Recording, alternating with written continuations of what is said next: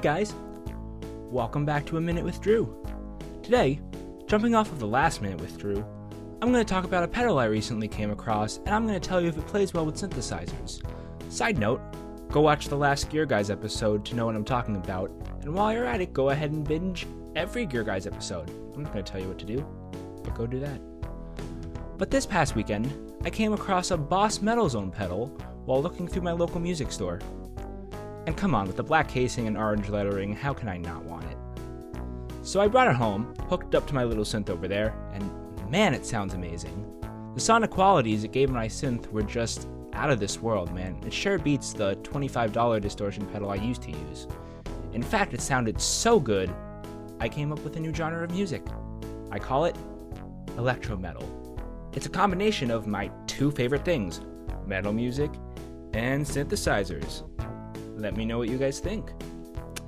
So in today's episode, I talked to Charlie Calv, the keyboard player in Angel, about the band's new album, and we also geek out a whole bunch about synthesizers.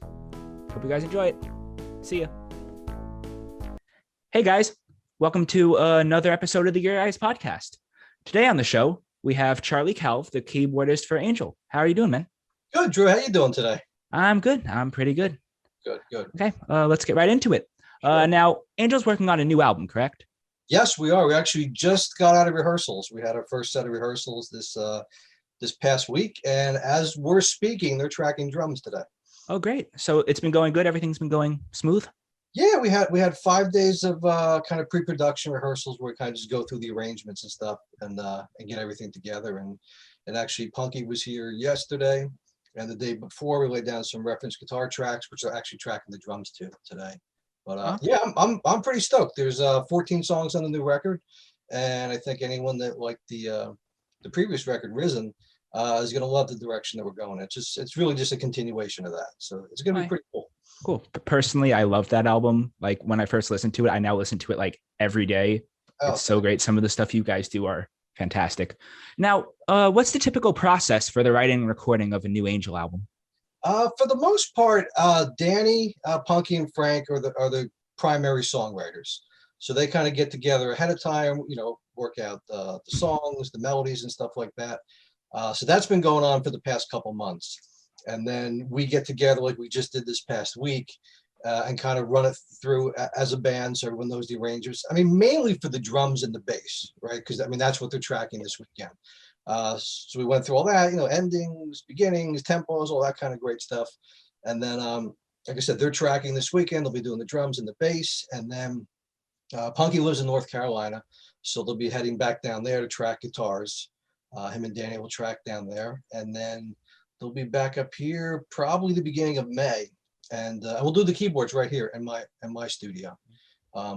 You probably know as a keyboard player, it could be a pain in the what to lug this stuff around to a studio. A little bit. It's kind of nice to have everything right here at my disposal, and just be able to pull up any sound that I want, not be like, oh, I should have brought that keyboard to the studio. I should have brought that module or whatever, Yeah. So especially okay. if you have like I see you have like an entire room for all your gear and stuff. Like it makes it so easy to be like, hey, I need this sound. I have this right here to get that sound. Yeah, I mean, I'm really kind of an old school mentality. I mean, I very rarely use any like keyboard sounds in the box. I mean, for the most part, I'm going to one of these keyboards or one of these modules and picking a sound from that, as opposed to going in and even like from a MIDI aspect. I know a lot of guys will track to MIDI so they can change the sounds later. I pretty much know what I'm looking for sound wise, so I'm okay with committing that. Without having the option to go back and change the sound later. And like I said, sometimes I'll use stuff like Native Instruments has got some great stuff. If I'm looking for something that sounds like maybe like a real piano or a violin or a cello or something like that. But for the typical synth stuff, I'll go to one of these things. I got a Dave Smith Instruments little monophonic thing back there, which is awesome. And you can't do that in the box. And you got to twiddle the knobs and do all that kind of cool stuff. Yeah, definitely. You got to go full analog and just adjust everything, Yeah. So what's your usual process for coming up with like synth lines and parts and stuff for any new album? It depends. I mean, if it's my own stuff I'm working on, or if I'm asked to do something, For the most part, I like to know where the vocal melody is going to lie, so I'm not stepping on anything, or maybe I can borrow from, the vocal melody line and work with it. Um, it's just trying to find that vibe, and going for it. I'm working on a project now of my own that's kind of a multimedia project. I wouldn't really call it a band or anything like that. Um, and that's just soaked with keyboards, and I'm getting to use, all these really cool sounds. It's just building, you kind of lay down that first maybe standard kind of synth part or organ part, and then you kind of just go for the next thing. And I've really been getting into, like very ambient kind of sounds, like nice sweeps and swells and stuff like that. And a lot of sequence parts, and not building the song around the sequence, you kind of adding the sequence to the song, just for, a little bit of an additive, and to kind of keep sometimes just the pulse going, where it's like a low kind of drony thing going on, or just like a kind of twinkle on the top a little bit, just to kind of maybe lift the chorus or something like that. Yeah, definitely. All the stuff that adds sort of character to an otherwise, just plain song is all those twinkles and sweeps and stuff. Yeah, I always kind of look at it like, what I find interesting about keyboards, I always kind of make the reference of, like, the bass and drums are like the foundation of the house. The guitars are like you're building the house, and then, I come in and I paint the house, because you really can completely change the mood of a song depending on what you do with the keyboards and the sounds. I mean, you can take something that's really heavy and rocking and completely dull it down by adding keyboard. You can take something that's, maybe sounds happier, and you just put that kind of minorish line in there, use that right sound, and then it becomes something that's eerie or scary. Yeah. So That's also something I wanted to talk to you about. Like some of Angel's songs are like really rock, really guitar heavy. I'm just curious how you are able to fit keyboards and synth sounds. Like obviously, like listening to the Rising album, you do it really well. But I'm just wondering how you go about taking these like sometimes really hard rock songs and adding a little, keyboard synth flavor into it. yeah, I mean, for the most part, we just try to add melodies. I've tried to get away from, for lack of a better word, padding the song. Just kind of following along, with what the guitar is doing, trying to create something different in a different sonic space. I mean, it's great sometimes, the bass is chugging on whatever E, and so is the guitar, and then the keyboard comes in, that sounds really big and fat. But then sometimes you kind of just lose the space of the song. So you want to try to find something, I want to compliment what Danny and Punky are doing, not play in that same register. I want to put something kind of in between, whether it's melodically or, some of the stuff, there'll be solos, and it might be a planned one where we kind of planned ahead of time, this is going to be a track that has a solo on it.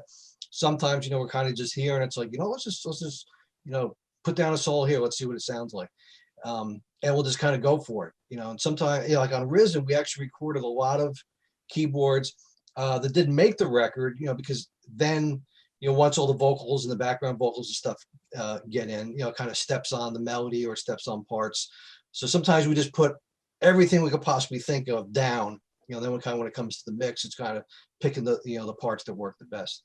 Yeah, you don't really want to assault the senses at once all the time. Sometimes you need to give the song room to breathe. Yeah, and I was always like, when I was younger, I was always just kind of like, the bass and the top chord, I'm just gonna fill it, and I'm just gonna kill the guitar. I'm just gonna follow everything to try to make it as fat as possible. Then you realize you just kind of, it kind of creates this wall of sound, but then you don't really hear the nuances of the guitar part or the keyboard sound, because it just becomes kind of washed out. It's trying to really find, where to work the parts in between what the bass is doing or what the guitar is doing, what the vocal melody is doing. And even the drums. I love drums. If it wasn't a keyboard player, I'd probably be a drummer. So I really try to lock in with that too, whether it's kind of a percussive part. Like I think we used clavinet on a track called "Tell Me Why" from Risen, and that worked really well. And it really kind of locked in with the drums, and it was pretty cool. And that's why I like using some of the sequence stuff, which I don't think, maybe one or two things on the Risen record, but a couple of the tracks we were working on, I'm already hearing it, and it just gives it that kind of mechanical feel, and sometimes sounds really cool, and it doesn't get in the way of the guitar part, because it's usually playing, a completely counter melody and a counter rhythm to what the drums are doing and what the guitars are doing. Yeah. Also, sometimes as synth players, we have to kind of use our instrument as kind of like wallpaper to the rest of the song. Some other things maybe, as much as we hate to say it, some other things in certain parts of the song may be a little bit more important than a synth line, Yeah, I agree. Now, is there any specific synth or any specific gear that you're working on a song and you're like, okay, this is the first thing I'm going to turn to, or any kind of gear you use for like inspiration? Yeah, for the most part. Hold on, I gotta sip my coffee. Um, I'm a big lover of everything that Korg makes and Roland. I always have been, going back to some of my first keyboards are probably the Roland D50 when that came out. I think the Juno 6 or when that came out, and then can't remember the Korg one that I had, but always a fan of those because they always have this big lush sounds. I had the DX7 when that first came out. Hated it. I thought it was the most cheesiest thing. I know everybody was like, everyone went out and got the DX7. Like, everyone's got a DX7. I got to go get the DX7. And I just hated it. I barely used it for anything. I always thought I had the most cheesiest sounds.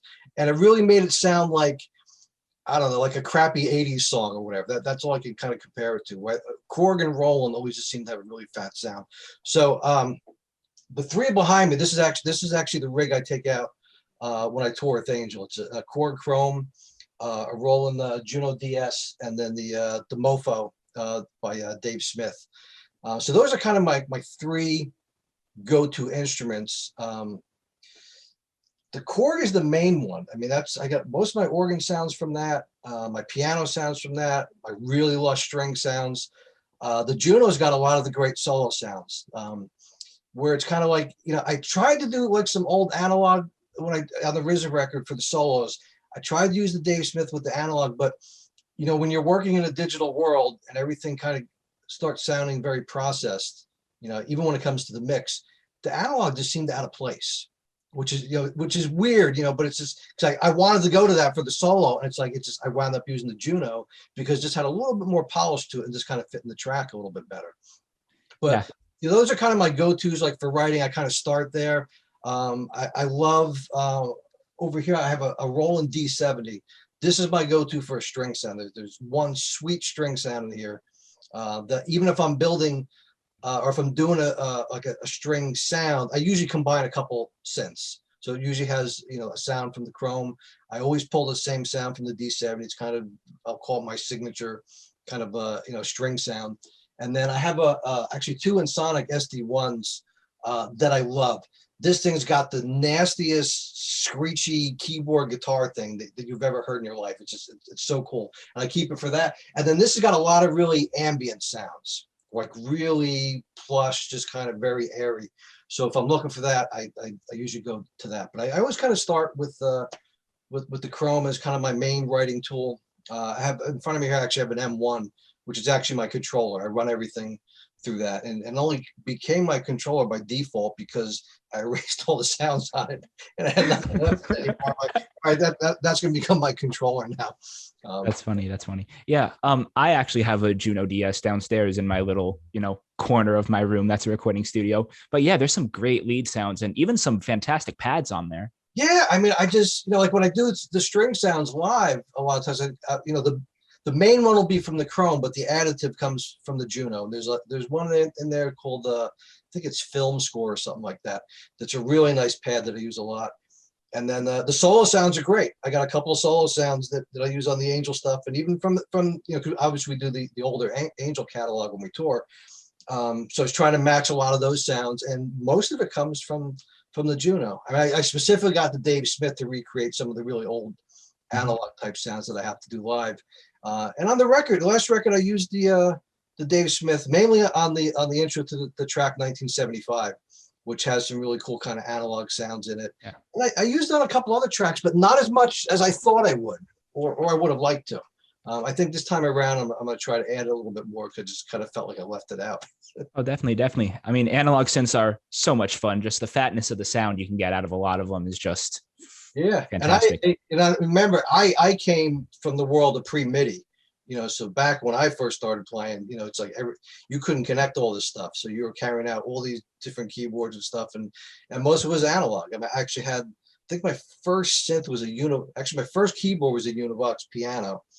And then my first synth was a Univox, monophonic. I can't think of the name of it. It was the same one that Greg Hawkes from the Cars used on Just What I Needed. It had that same kind of cool sound. I should have never gotten rid of that thing. I loved it. Uh, Had a really cool kind of sequencer thing in it too. yeah.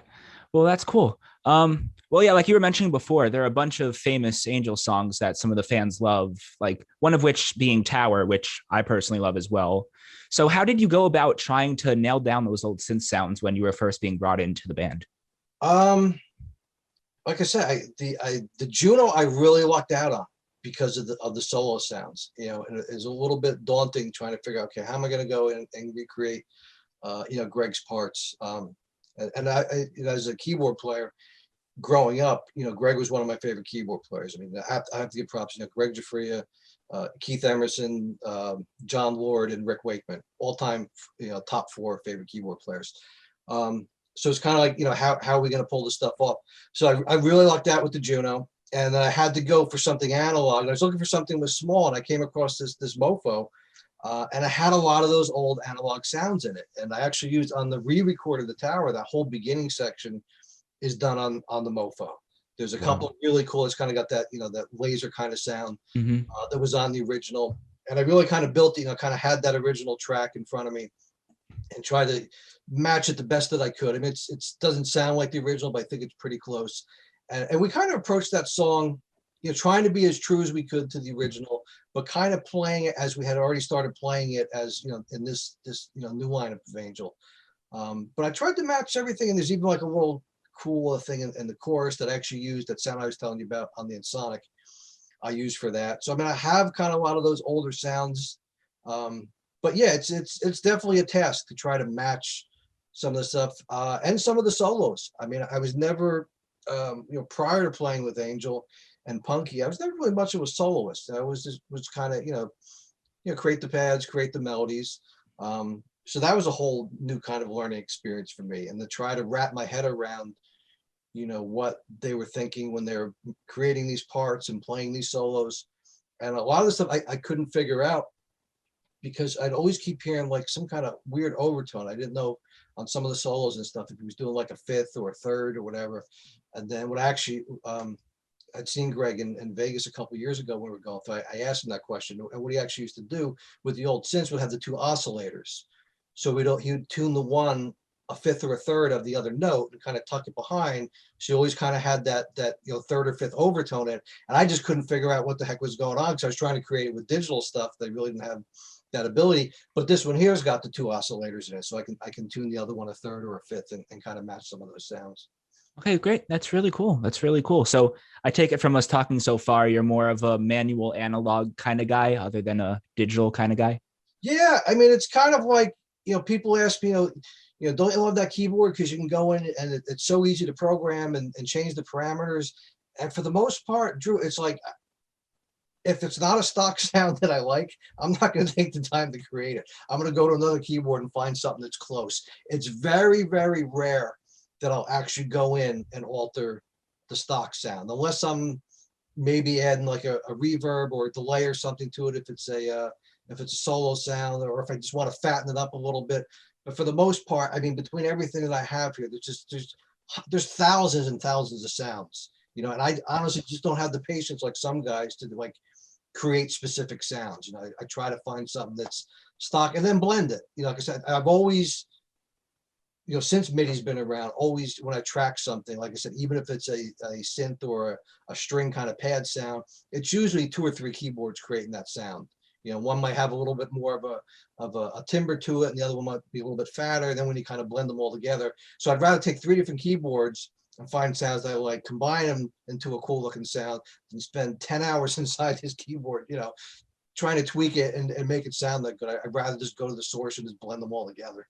That's fair. That's fair. Now, does that mofo behind you have preset sounds, or is it It's got like 3 banks of preset sounds, and all of them are pretty cool. Like even the one that I used for the Tower was a preset that I just altered, you know, and then basically, you know, I mean, you know, synths like this, you just start taking the knobs and you start turning them and everything like that, and you kind of find that real, you know, nice sweet spot.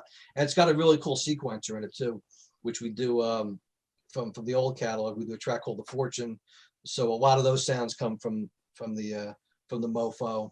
I use that on the Tower for the beginning of the Tower, and then we do another track from their debut record called Broken Dreams that's got that old you can actually, it's a whoosh, whoosh kind of sound, and that's, I use that for all that kind of all like the sweeps and all the like kind of weird digitally R2D2 type kind of sounds or whatever all come out of that thing. Yeah, all the fun analog, playing with the filter, playing with the envelope, all that fun stuff.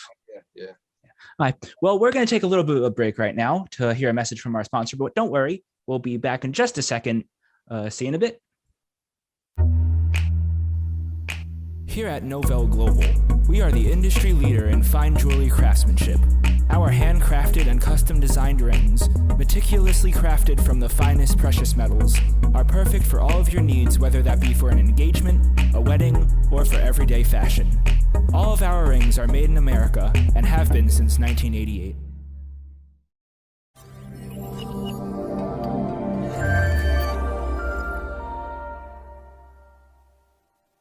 Hey guys, welcome back. I'm here still with Charlie Calv, the keyboardist for Angel. So let's get back into your musical history a little bit. Now, what really got you into playing keyboards? To be honest, two things. My grandparents had an organ in their house, which, believe it or not, is actually behind these keyboards. That's the organ I wanted to play on when I was, I don't know, 8, 9 years old. So they kind of had that. I guess it was like a big thing in the 70s. Everyone just had like a Hammond organ in their living room sort of thing. So I started to play on that. And then as I got older, really started getting into music.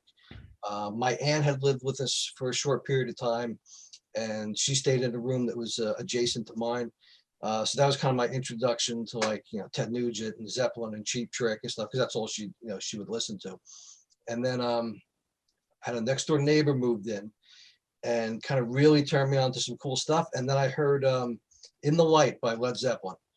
And I was like, what the heck is that? It sounds so creepy and so cool. And I was like, it's a keyboard. It's like, oh, I got to do this, So I started kind of looking into, some keyboards, and my neighbor as well said, play the keyboards. Nobody plays the keyboards. If you want to play in a band, there's tons of drummers, there's tons of guitar players.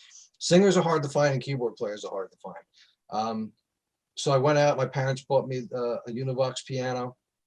And I only took lessons for it's been about 6 or 9 months, just to kind of learn the basics. And then, everything else I've learned by ear. I just wanted to play. I just wanted to create and play in a band. So I got started. I think my first band was in junior high school. Still friends with all the guys today. I'm actually working on a project with the drummer and bass player I played with, when I was 11, 12 years old. And then from there, I just different bands. I was playing clubs. I was still in high school, so be playing a bar at night, and and then going back to school on Monday, which was cool, and just played the circuit, like New Jersey, New York, little Pennsylvania, and just constantly playing, rehearsing, playing, and that's the dream.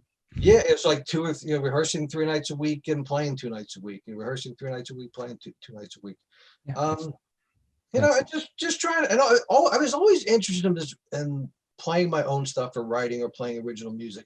I was never really that much into the cover band thing until recently. I actually joined kind of a fun cover, which is kind of just a bunch of guys from different bands in the area. We kind of get together and jam sometimes. And then from there, it was just wound up with a record deal in, I think it was 92 or 93, which was great. Had my first taste of, how much fun it was, living on a tour bus for 3 months and flying overseas and getting to see, 14, 15 different countries. And it was just awesome. And then to be doing this so many years later, and really having fun with it.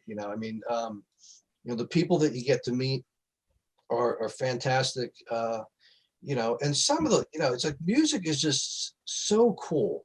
It just brings so many different kinds of different people together. And it really, I really believe it's helping, it's healing. It's amazing. I came from a broken home as a child, and for me, music, I'll say music saved my life. That was my outlet. That's what I got into, to just deal with things as you're growing up as a teenager and going through family issues or whatever.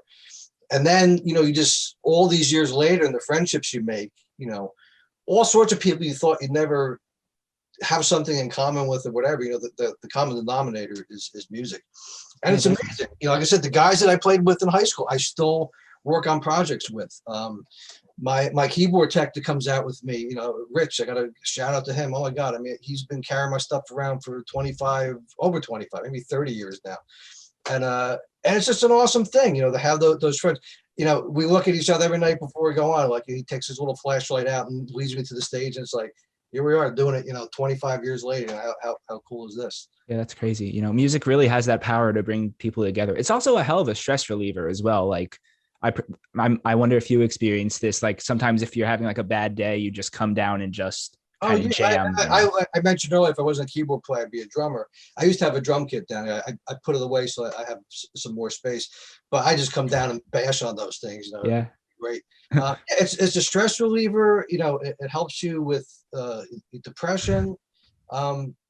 There's days that you just kind of just in a mood and you just can't get out of a funk, and you can just put on that great tune. It's like, just completely changes you. Yeah. What's that tune for you? Like you're having a bad day, you come home and just blast it. To me, anything by Van Halen. Anytime I put on like Unchained or something like that, it's like, oh my God, what a freaking song. You just take, the worst day and that riff comes in, you're just like, yeah, how cool is it? No, definitely. So other than Van Halen, what other groups or musicians were you into that inspired your playing when you were growing up? See, that's a really interesting question because, people ask me that.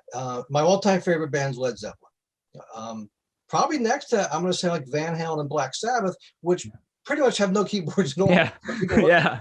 One of my all-time favorite records is Presence by Zeppelin, which is completely dominated by Jimmy Page's amazing layering of guitars.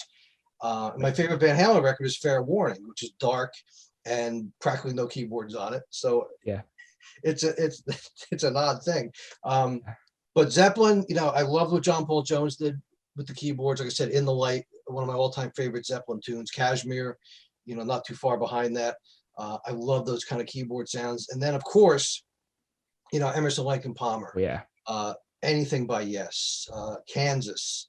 Was a big fan of the band Saga when they came out, Canadian band with triple keyboards. The keyboard player, the bass player played keyboards, the singer played keyboards. And I remember I'd seen them at I think Madison Square Garden. I think it was Jethro Tull they had opened up for.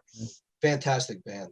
But any other kind of prog stuff, King Crimson, just love all that stuff. The Yes stuff is great. All the versions of Yes, and all the keyboard players of Yes. Like I said, Rick Wakeman, I always just thought was so cool. I love the tape. I love the tons of keyboards, but Tony Kaye is such a great player, and Jeff Downs, another one of my favorite keyboard players, which is awesome. Actually, awesome guy. He come to see me in London years ago, and he went on to do the. He did one Yes record, Drama, which is probably maybe my favorite Yes record outside of Fragile, and that was the one with Trevor Horn and Jeff Downs, and there's some massive keyboards on that. Just man, like probably when it comes to the key and Genesis, I gotta say, like Tony Banks is such an underrated keyboard. So Rick Wakeman always gets it, and Keith Emerson always gets the accolades, but Tony Banks is amazing too. And then of course, for the really gritty organ, dirty stuff, Deep Purple. Yeah. John, to me, John Lord is always just the coolest. Even when he's older, and that's probably why I have the ponytail, is because even older, he had the ponytail with the gray hair, and he was just such a badass, and to get out there with, rocking that Hammond back and forth. And and I don't know if you ever had the chance to see Keith Emerson, I'd seen him a couple, and just he would come out, just and destroy the Hammond organ. Oh yeah. It's just mind blowing. Like I missed. It was a little bit too young for the original Emerson, Lake and Palmer lineup, but I got to see Emerson, Lake and Powell for the one record that they did. And unfortunately, both Greg Lake and Powell passed away now. Which I love that record. There's an interesting story there because I knew the record was coming out, and this is before the age of today where music is so accessible. You had to wait for the song to come on the radio.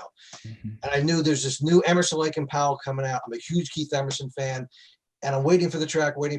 And I'll never forget, it was just like I was in a deep sleep. It came on at like 2 o'clock in the morning or something. And it was the song Touch and Go. And it woke me up out of a dead sleep. And I just like, it's just, I must have known it was a Keith Emerson riff, you know, it just woke me up. Just, that's my all-time favorite ELP song. I just thought it was so cool. It's just all that stuff, man. It's just great. And it was just such a fantastic player. Oh yeah, amazing. The things like you were talking about, how he just destroys a Hammond organ on stage. Like I was watching on YouTube a recording of one of their concerts, and he's just like putting knives into it. Yeah, like, just laying down and like playing it. It's just crazy. And another thing about those guys too, you got to remember, it's like, you know, synths were just coming out. So these guys were on the cutting edge. I mean, these guys worked with Moog to develop these synths, you know, Keith Emerson and Rick Wakeman, and even Greg Jaffe got involved with a lot of that stuff because, you know, these guys were the pioneers of those instruments when they came out. Oh, yeah. I mean, look at Rick Wakeman with the cape and the 2 mini Moogs. Like, why do you need 2 mini Moogs? Like, he is so cool. I met him years ago, and I actually just went to see him. Me and my wife went. We actually share the same publicist, and he does his piano thing. He's a very funny guy, by the way. If no one's ever seen him, you know, just on his solo, it's just him and a piano, and he just tells jokes and plays piano. And we saw him at someplace down in South Jersey. It was completely sold out, but it was just great. He would just sit at a piano and play some of the Yes stuff, some of the stuff he did with David Bowie, some of his solo stuff, and then just tell jokes. And it was just, he's just so funny and such a cool guy. That's cool. That's cool. Now Angel reformed in 2019, correct? Yeah, I mean, it kind of, that was interesting. You know, how I even wound up in this thing is the most bizarre thing. So that's what it, that's exactly. Yeah. Go ahead. Like I mentioned, I was a big fan of Greg Jaffe, you know, and I kind of got introduced to Angel. I mean, when I was in high school, everyone talked about Angel, you know, because if you look at the logo, you know, if you turn it upside down, it looks the same way. Have the coolest logo. Yeah. Everyone wanted to look like, you know, everyone wanted to have hair like Punky Meadows in high school. It was just like the perfect rock star hair. So I was very familiar with them, you know, in high school, but never really got into them. I kind of got introduced to them, you know, most of the stuff after the Jaffe record came out. And a friend of mine brought me that over and said, "This is the keyboard player from Angel." Oh my God, this is great. And I was really into that and the other stuff that Greg did. And then kind of went back into the catalog. Like I said, I was familiar with him. My neighbor around the corner had White Hot. The guitar player I played with him, I had On Earth as It Is in Heaven. We listened to the albums as kids. And then they kind of just disbanded. And especially Punky just kind of disappeared from music. I remember I'd watch Eddie Trunk had a show called That Metal Show on VH1 for a while. And you know, I think the one season, you know, all they kept mentioning was Angel, kind of like, you know, what happened to Angel, whatever happened to Punky Meadows, you know, whatever. And then I just finished doing a record, and the singer that was on the record I was doing, he had sent me an email. He's like, "You ever hear this guy Punky Meadows from the band Angel?" And I'm like, "What? Yeah, of course." I mean, yeah. Like, why? He's like, "I think I'm going to sing on his record." I'm like, "Are you freaking kidding me?" Everyone's kind of been wondering, like, for the past 30 years, what happened to this guy? I'm like, "That's awesome." I said, "I love Angel, man." I said, "You know, good luck with that." And then like 10 minutes later, the light bulb went off in my head. I said, "Whoa." I sent them an email back. I said, "Do they have a keyboard player?" He's like, "Yeah, I think they actually do. You know, they have this keyboard player that they're going to be working with." I said, "Well, just put in a good word for me, man." I said, "If they're looking for anyone, I'd love to do it." I said, "You know, I don't know what the stuff's like or whatever, but if it's anything like the Angel stuff," I said, "that's right up my alley." So I don't know, maybe a couple of days later, his name is Chandler, a singer I played with, calls me back and he said, "Yeah, they're interested in talking with you." It's like, cool. You know, so I wound up talking to Danny, and you know, we chatted about Angel and stuff like that. And we just had a really good conversation. He said, "You know, I'll send you 2 tracks. You know, we're working on a record. If you can lay down some stuff for it and then send it back to me." I'm like, "Yeah, cool." So I was real excited to hear the stuff because I was kind of, I really wanted to do this, but I'm like, I'm hoping the stuff is good. You know, it's like someone who's out of the business for that long, who knows, you know, what they're going to come right. And one of the tunes was "Price to Pay" from the Punky Meadows solo record. It was just such a great tune. So I started laying down some parts and I didn't even finish. And I think Danny called me back the next day. He's like, "I talked to Punky, whatever." He said, "If you want the gig, it's yours." I'm like, "Yes, this is cool." And then it was kind of like, "All right, so we're doing a record. We're going to fly up in 2 weeks. We'll do the keyboards. Here's 17 songs." And I was like, holy crap. So I was just down here like learning like all the arrangements and stuff like that. And then it was cool. I actually met Danny and Punky for the first time in the studio. I'd never met him. So it was a little nerve-wracking because Punky is quite a legendary guy, and he was coming out of retirement. So it was a little nerve-wracking being in the studio, with him sitting behind me as I'm playing the keyboards. And it went really well. He really liked it. He was very complimentary of the parts I came up with for that.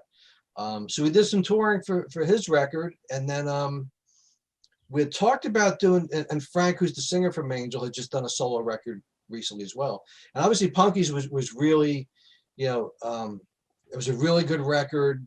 It did really well. I mean, I think we came in at like number 6 on the Billboard charts, the Heat Seeker chart for that record. And people just, because they hadn't heard from the guy in so many years. I think the record release part was at BB King's. I think it was practically sold out. It was awesome. We had such a great time. And then Frank had just done a solo record as well. And we kind of kept talking about kind of going out together. Maybe, Frank will do his set, Punk will do his set. Then at the end of the night, the two of them will get up and do a couple Angel tunes together. Talked about a bit that never happened. We actually wound up playing Vegas where Frank lives, and Frank came up and he did the tower with us, because that would be the encore that we did. Sounded awesome, and those guys kind of they already had kind of reconnected, and there was always talks of trying to relaunch Angel. So then, like after that, we talked about just doing a kind of a joint tour, but it was kind of too expensive to bring the two bands out. So, Punky said, just use my band and we'll just go out and, we'll just do some Angel tunes. We'll do some songs off of your record. We'll do some songs off of my record. And we figured we'd just do a couple dates, just for the fans. And it went so well. And we kept getting calls for more dates, more dates, more dates. And then it was kind of time, like what happens next, So they talked about putting Angel back together. And, I know all the original guys were contacted, so they were, I don't know if they were hoping to put back the original band, but there was definitely talks of doing that. And then, it's just, I just got the phone call to say, hey, Greg doesn't want to do it. Would you be interested in doing it? So, of course. I said, I'd love to see Greg to do it. I'd love to see the original live. I said, that'd be awesome. I totally support you guys if that's the way it goes. It's been fun. Just make sure I get to come see the show when it comes to town. And then for whatever reason, it didn't, pan out. And they obviously offered it to me. I said, of course, so let's just try to keep, the Angel legacy alive, and I'll do the best I can to do that. And it's been great. So we wound up getting a record deal, for the new record. So we recorded Risen, then we went out, back out in the white and doing the whole Angel thing. And the reception's been great. It's fun. The fans are awesome. The Angel fans, and they're very supportive. It's not easy to step in to someone else's shoes. Especially someone like Greg. I mean, Greg's an icon. And was a huge part of Angel. As it's not taking away from Punky and Frank because they're both, huge personalities as well. But there's not many bands that kind of have that iconic keyboard player in the band either. So there's some big shoes to step into. Yeah, definitely sounds like it. But I bet that was like really exciting. This band you've listened to since high school wants you to play keyboards for them, and the all white get up, everything. I bet that's a pretty exciting thing. It's so weird, man. Sometimes you get caught up in, think about it, but when you step back, like even my friend who I mentioned, Steve, who had, the On Earth record, it's like the first picture that came out, he's like, I can't believe you're in white in Angel. Like, how does this happen? And it's an interesting thing because, people, there's replacement guys and you get a gig with a well-known band or whatever, but to actually replace the guy that's one of your idols, is just something it's just insane. If you would ask me at like 16 years old when I was so into like anything that Greg did, that you'd actually play in Angel someday, I'd go, you're out of your mind. I'm not good enough for that gig. You crazy, But you never know what's going to happen. That's what I said. I'm having more fun now, older in my life doing it than I was when I was younger. It's so much fun, and and the traveling is great. And my wife travels with me everywhere, which is awesome. We have a great time. And it's just so much fun. And like I said, and the fans are just great. It's wonderful. Even hearing the old stories, fans that seen them back in the 70s, and going back to what I said earlier about music kind of being that universal language and healing and bringing people together. It's amazing the stories you hear, even in some of the other bands that I played in, how a song or an album changed someone's life. saved someone's life, got them through divorces, got them through deaths, got them through, one guy said he was in prison and all he listened to was, the Angel record. That's what got him through. It's amazing what music can do. Oh yeah. And also just all of Angel music is just like fun, it's just like fun music to listen to. Yeah, I bet to play. Yeah, it's great, and if you go with like the first 2 records were very kind of, proggy. There's some great playing on there. The like I said, the keyboard soloing, it was really hard for me to wrap my head around, where he was going with the solo, because they're very erratic. They're not really, I mean, some of the stuff's planned and melodic, but a lot of it is just kind of all over the place. Just trying to wrap your head around, what was he thinking, sort of thing. And then as into the later records, they got a little bit more polished, a little bit more melodic, and the songs were a little bit more structured. But yeah, it's fun to play, and the guys are awesome. Frank and Punky are great, and Danny and Steve and Billy. I mean, we have such a blast when we go out and play. And hang. I mean, they're a great bunch of guys to hang out with, which is, sometimes isn't the case. Yeah. But we're pretty lucky that everyone gets along really well.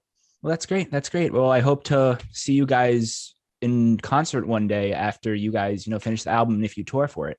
Yeah, we definitely will. I mean, last year would have been our biggest year.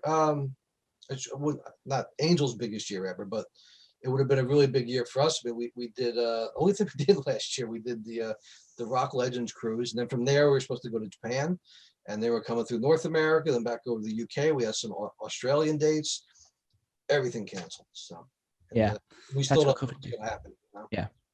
Oh, well, hopefully the future will lead to some more great Angel tunes, some more great Angel concerts, and yeah, great. Hopefully get to see you guys live soon. Yeah, please do. We should be back through the Northeast in August if the dates stick. Yeah. But who knows? Yeah. All right. Well, that's about all the time we have for today. Charlie, thank you for the time for this interview. And we hope you guys enjoyed this episode, and we'll see you in the next one. All right, cool. See you later. Ladies and gentlemen, it's time for Ricky's Picks. Well, hey guys, I'm back again for another edition of Ricky's Picks. Love the camera angle, probably the worst one on the internet, but you got to deal with it. I scour Spotify for some of the best unsigned, underappreciated, or just unknown bands to the American audience. There may even be a hit or two amongst the bunch. Imagine that. Going to kick it off with the Young Hearts, Still Wander. They're a nice UK band, solemn lyrics, cool beat, good melody. They've been around a little while, but it sounds like they found their footing. Nice to see. I have a hard time saying this band's name. I get a little spittle in the corner of my mouth. But the Moon City Masters, their song Taking It Back. It'll make you smile whether you like it or not. You're going to forget your troubles and you're just going to bop along. Cat Stevens said it's a wild world out there. It is. This will make you forget it all. We have Mammoth WVH. It's Eddie Van Halen's son, Wolfgang. His song You Are to Blame is a chugging follow-up to that beautiful tribute to his dad's. I dare you to listen to that song and not cry. This is completely different. It's a chugging rocker. If I haven't mentioned that before, I probably have. But you know what? We're going to say it again. Chugging rocker. Say it 3 times. Chugging rocker, chugging rocker, chugging rocker. If you like Shinedown, if you like that mid-2000s sound, this is just for you. I love this song. Cadillac 3's Road Soda. Rock guitars, country-style lyrics. Have you ever been to a Waffle House? They have these lyrics, she's sweeter than sweet tea. That's all you need to know. And if you've been to a Waffle House, you will know. Drink that sweet tea, it sticks to your teeth. Hot Breath's Bad Feeling. Part glam, part punk, part garage rock. It's all fun. Up next, we have the Dust Coated Jimmy 2 Times. It's a funky tune that tells a story. It's kind of like Smooth Criminal, a little harder. Be sure to check out their very entertaining video on YouTube. Suddenly I pause for no reason. Again, we'll take care of an editing, or maybe we won't. It's all right. We'll just keep going. King, Never Give In. How does a UK band have such a Texas rock sound? I don't know, but they do it pretty well. I dig it. Johnny Monaco's LA Vacation. I just rediscovered this. This was from a few years back. It's Elvis Costello as if he was born and raised in California, throwing a tiny bit of Brian Wilson, throwing a tiny bit of 90s of that pop punk. I think it's biographical, but who am I to say? PJ Farley's Let It Rain. It's jazzy, it's laid back.